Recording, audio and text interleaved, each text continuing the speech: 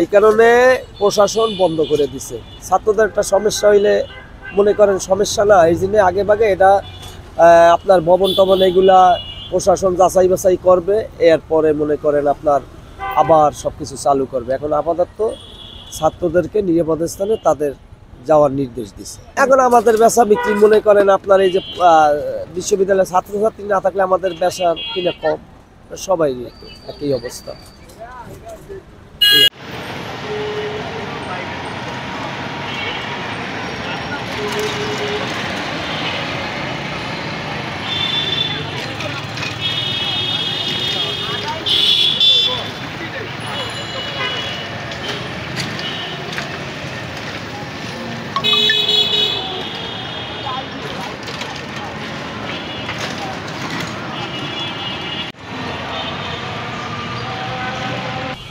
এখন মানে ওই সরকার ঘোষণা দিয়েছে ভূমিকম্পের জন্য শিক্ষার্থীকে 10 দিন না 15 দিনের জন্য ছুটি দেওয়া হয়েছে।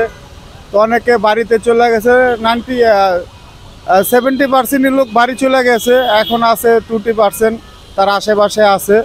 তাই আমাদের ভার্সিটি এলাকায় মনে করেন যাত্রী কম, খ্যাপও কম মারা হয়, আগের চেয়ে অনেক তুলনায় কম, যেহেতু সরকার ঘোষণা দিয়েছে ছুটি।